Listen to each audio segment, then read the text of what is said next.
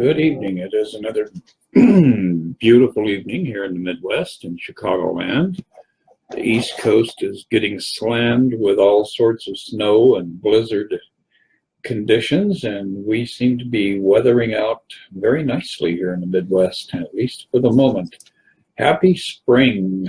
And as we advance from the equinox, that period when there's equal day and equal night, we'll be seeing an increase in the light, and that is always a very beautiful experience. Well, Paula, I am talking about A Course in Miracles. This is an ongoing adventure with A Course in Miracles. So if you are interested in spirituality and looking at awakening to your true nature, this is the place to hang out.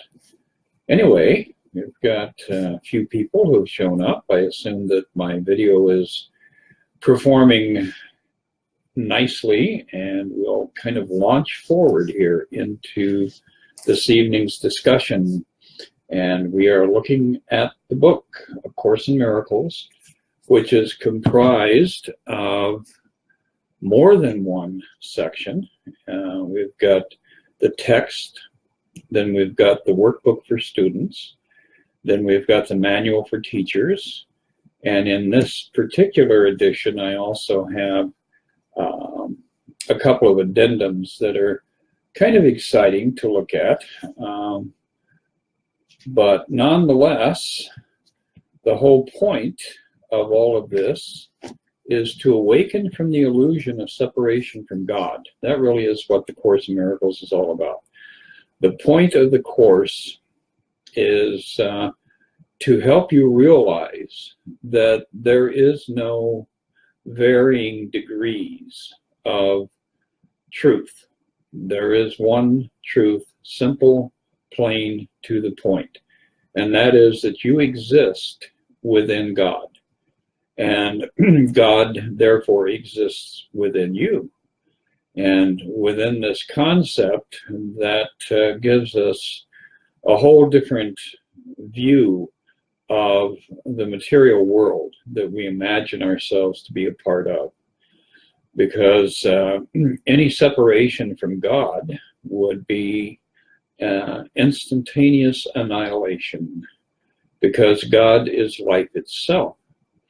So in our blundering around here on planet Earth, we managed to create this idea that we had separated ourselves from God.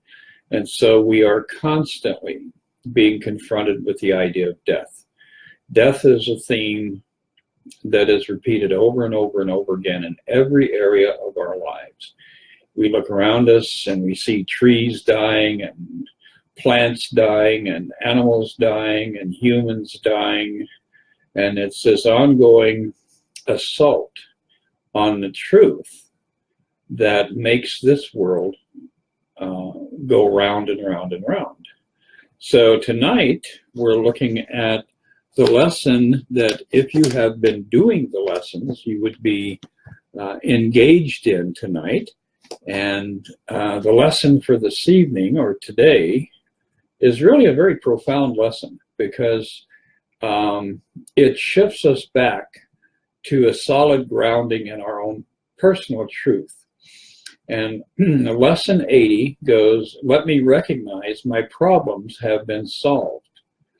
So whatever conditions you're working in with, whatever circumstances you're encountering in your life, be assured that those problems are all part of this vast illusion. They are camouflage, because in reality, there is only one problem, and that is that belief that you have managed to separate yourself from God. So the lesson goes, if you're willing to recognize your problems, you will recognize that you have no problems. Your one central problem has been answered, and you have no other. Now that seems somewhat blasé and enigmatic, an oversimplification of one's life, it would seem. But really, if you stop and consider the condition that you truly do exist in, you exist in God, which is the totality of all life. So the only way you can experience any sort of an issue with lack of funding, an issue with lack of relationship, an issue with any lack whatsoever, it has to be by your acceptance. You've accepted an idea that you presented to yourself, and this is where the mind takes over and manifests your belief. So the good news is that the manifestation of the mind is ephemeral, and ultimately, when reduced down to its fundamental level, is a complete illusion. So the illusion, no matter how pervasive it may seem to be, nonetheless is an illusion. And the way that we escape from the illusion is through the realization, through the process of having our mind accept the truth that we had never left God. So you are currently residing in God, in eternity, in a state of perfection. All of your needs are completely and totally met. You are surrounded by love. You were created as love. And once you begin to give even the tiniest amount of consideration to those ideas, that process of a quickening will appear in your life. So going on a little further here with this lesson for today, says your one central problem has been answered. And that's what we've been looking at in text. And that's what we've been looking at in lessons. The answer is that you never left God.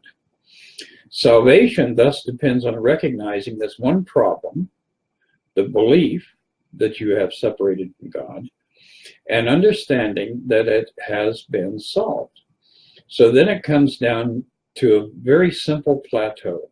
And that plateau is the level of acceptance.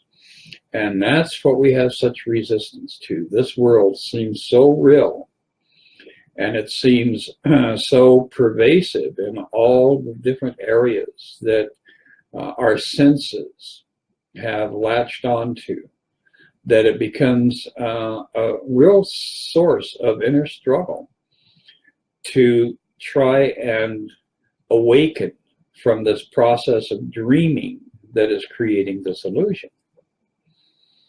Says, your only problem has been solved.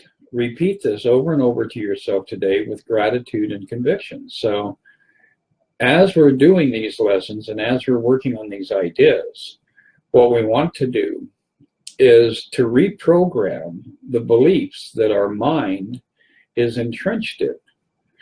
And while that sounds very simple on the surface level, the reality is it is an extremely complex journey that we are undergoing in that process of awakening to our truth. So within the dream, we have sensory input, and the senses are what validate in our mind the reality of this chaotic world. And really, if you think about it, you know, Jesus, even in the text that we have in the New Testament, always pointed to the idea that, number one, God is life, and number two, God is love. Now, if those two ideas, those two statements are in fact true, then this world obviously has no validity and cannot exist. So we're going from a state of mind or of body orientation, where we believe ourselves to be a physical body, which is a very precarious place to put all of your faith and your belief in, to the recognition that we are spiritual beings. And within that, we are invulnerable. our truth is impenetrable. We cannot be in any way compromised. So part of the journey is going from the idea of being a victim to recognizing that being a victim is an impossibility. So anyway, that's the lesson for today, and it gives us something to really play around with here, because the truth is, as we begin to explore these ideas that are presented to us in A Course in Miracles, it revolutionizes our perception of the world around us. So we are no longer constantly in that struggle of fight or flight. Survival is no longer an issue, because we know ourselves to be one with God. And if God is omnipotent, then surely we must be also. So the more that you identify with your physical body, the greater the chances that you're going to go down with the body when the body finally does dissolve away. And that's a pretty ugly journey. You know, that's something that we come into this world and re-experience that idea of death over and over and over again. In truth, we can't die, but in the material realm, we accept the idea of death and fall deeper into the sleep, deeper into the dream. So it becomes a very nefarious process wherein we are completely compromised and living in the state of ongoing panic, afraid of everything that we encounter in the world. So A Course in Miracles is one of the most empowering things I've ever come across. I know when I was much younger, I would awaken in the morning and I would have fear that I couldn't even attach to anything. There was that underlying fear that we all have about the death of our body.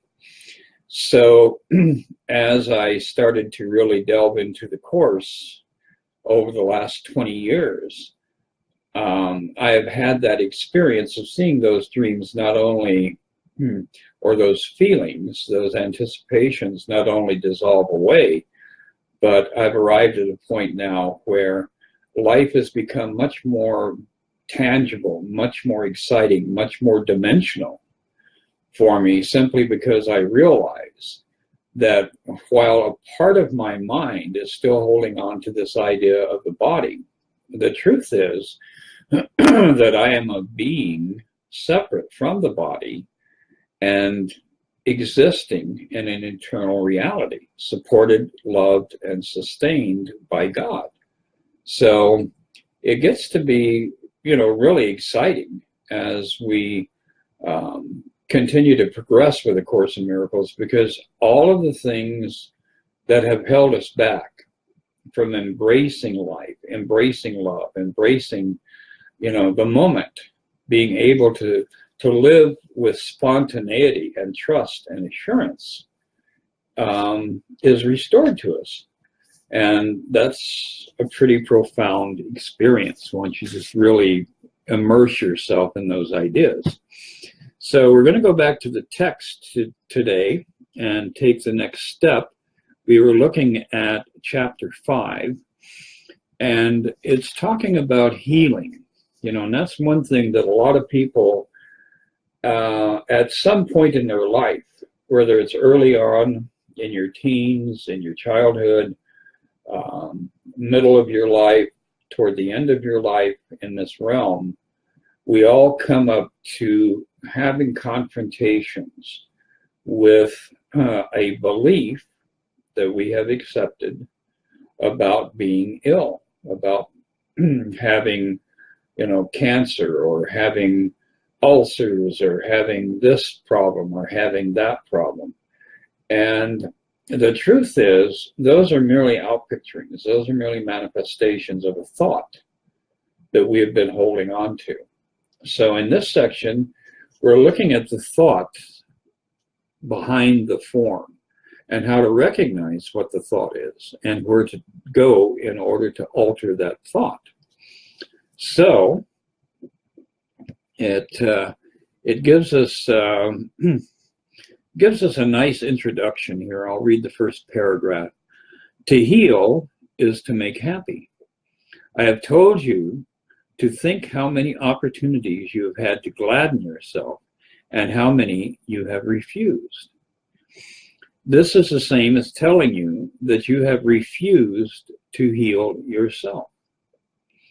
The light that belongs to you is the light of joy. Radiance is not associated with sorrow. Joy calls forth an integrated and willingness to share it and promotes the mind's natural impulse to respond as one. So basically, there is a joining that is being offered to us as we join in the collective Christ consciousness. Then we can begin to experience the joy of that life. And that life is our true life. We have just allowed ourselves to step aside from it, to opt out for it as a way of our existence. And multiple problems have arisen in our lives because of that one simple act. It goes on to say, those who attempt to heal without being wholly joyous themselves call forth different kinds of responses at the same time, and thus deprive others of the joy of responding wholeheartedly. So healing is a journey not just about you. I mean, you may be worried about that lump in your breast or that ulcer that every once in a while opens up and bleeds. And, you know, we've got all these material issues, all these scary things that pop up in our lives. And so we become very self-absorbed in the idea of healing. But true healing is a process of acceptance of our oneness with Christ and with God. Within that, we begin to realize that the journey is one of healing not just ourselves, but accepting healing, accepting the truth of our existence for all of humanity, for all of the souls that are trapped here in this very mindless experience that we are having. I mean, really, if you stop and read the newspaper, every day there's a litany of stories that when you actually pull back and look at them from a sane perspective, make no sense at all. And that is because this world was created as an act of chaos, as an act of desperation, as an act of fleeing from our truth. We wanted to experience that separation. And that separation is the one thing that has created all the conflict for us. So every day a new journey unfolds. And as you start to look at the day around you, and through the lens of the physical experience in life, all of a sudden you realize this is absolute lunacy. People shooting people, people stealing from people, people corrupting other people. It just goes on and on and on. And we get out our signs and we join the picket line and we fight the oppressive individuals who are out there trying to keep us humbled and in service to them. And the truth is, the more we embrace those ideas, the more we believe that story, the more we will experience and witness all of the different difficulties of separation. So it's very, very important for you to realize that none of the problems that you believe are real are actually real. They are merely camouflage, getting back to that one issue, the issue of separation. And the way we resolve it is by reclaiming our unity, our oneness with God and with every soul that exists throughout eternity. Once we begin to do that, we begin to lift ourselves up. We begin to create opportunities to heal and to step out of all of our clumsiness and all of our misery and self-imposed sorrow and pain. So these are really revolutionary ideas. And, you know, if this is the first you've heard about A Course in Miracles, I highly recommend that you investigate it further. I do have a website that's devoted to the course. It's www.themiraclewithin.com. And if you go there and nose around, you'll find a lot of different ideas that are extracted from A Course in Miracles. You'll find that this is not confined just to A Course in Miracles. This awareness, this perception of reality has been around literally as long as man has been on the planet. And, you know, I point out a variety of different disciplines that all go back to that one idea of non-duality. There is not an instant ever in the history of existence where there was God and there is merely God. You are part of God, and that's an inescapable fact. So relax within that, and you'll start to begin to heal. Going on with this, it says, those who attempt to heal without being wholly joyous themselves call forth different kinds of responses at the same time. So basically, if you're just looking out for yourself, if you're just trying to heal yourself, if you're just trying to fix yourself, then you're going to get misfires. You're going to get things that come along where part of the problem is resolved, but the rest of the problem is still in place. And the reason for that is because the rest of the kingdom of heaven, the rest of all of God's creation has been excluded from your thought. So you really have to get into that idea of all the work that you're doing spiritually is being done on behalf of all of God's creation. Every expression that God has shared with the universe or with the cosmos or with eternity is another you. And so you are the one who has to accept healing on behalf of all of those of us who are God's expression. Going down to this third paragraph, we find, you are being blessed by every beneficent thought of any of your brothers anywhere. You should want to bless them in return out of gratitude. You need not know them individually, or they you. The light is so strong that it radiates throughout the sonship and returns thanks to the Father for radiating his joy upon it. Only God's holy children are worthy channels of his beautiful joy, because only they are beautiful enough to hold it by sharing it. See, once again, we're getting back to that idea of the more you're attached to your ego, the more you're wanting things for yourself. But as you begin to awaken to the truth of who you are, all of a sudden there is this shift in perception, and you realize your needs and your brothers and sisters' needs are one and the same. We all need to be healed. We all need to be restored. It says, only God's holy children are worthy channels of his beautiful joy, because only they are beautiful enough to hold it by sharing it. It is impossible for a child of God to love his neighbor except as himself. You know, and that's a very strong statement that Jesus made in the New Testament. Love thy neighbor as thyself. You know, and he made that response as a result of being questioned. You know, what is the most important commandment?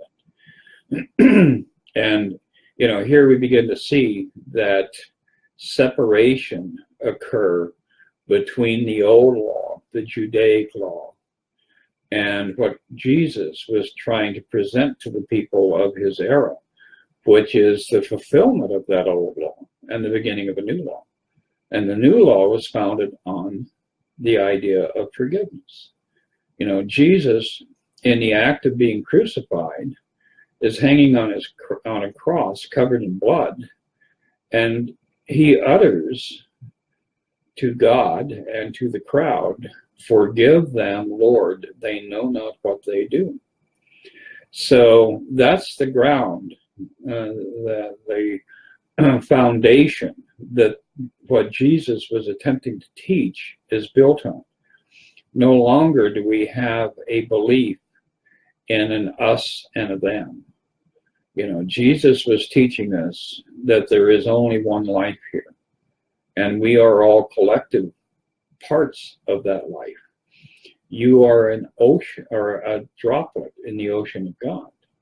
And of course, that ocean is an endless ocean. God is serenity, God is joy, God is peace, God is fulfillment, God is enrichment.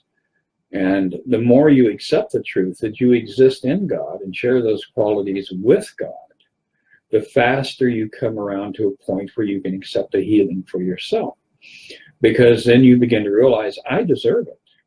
A lot of people go to their grave holding on to this belief, however subconscious it may be, that their deservingness does not allow for them to continue to be alive. So they go down to cancer, they go down to heart attacks, they go down to this, they go down to that. All of these different ways to escape from that recognition of one very simple truth. You never left God. So it's kind of an interesting series of thoughts, culmination of thoughts, but nonetheless very, very important for us if we're even going to begin to get our spiritual grounding. So in order for you to be able to awaken, the first thing that has to go is you have to cast off this old self-image, and that is a belief in separation, a belief that your ego is real. Because guess what? When that day arrives, when you croak, your ego vanishes. And all of these people out here who remember who you were, well, it'll go along for a generation or maybe 2 generations, maybe 4 or 5 at the most. But by and large, most of us are forgotten. That person that we believe that we are is surrendered to the dust and carried away in the wind. And the winds of time are very, very cruel. It does reduce us to that fundamental truth that this self that we have generated in order to be able to be separate and apart really has absolutely no value. And that's very humbling when you finally are able to accept that fact, look at it, and perhaps embrace it for yourself. So anyway, finishing this up, we're going into this first section here, the invitation to the Holy Spirit. Healing is a thought by which 2 minds perceive their oneness and become glad. This gladness calls to every part of the sonship to rejoice with them, and lets God go out into them and through them. So healing is a process of, once again, that idea of reunion, and it is an extension of God. In other words, it is the energy, if that's how you want to perceive it. It is the love, it is the attention that God gives us that heals us. And we don't get God's attention by jumping up and down and wearing sackcloth and ashes and wailing in the night. All that's going to do is just give the ego something to be happy about. But the way we access God is through union with all of humanity and with union with all of creation. There is no exclusivity in God. God never created somebody special. There is no specialness in God. We are perfect. We are God in expression.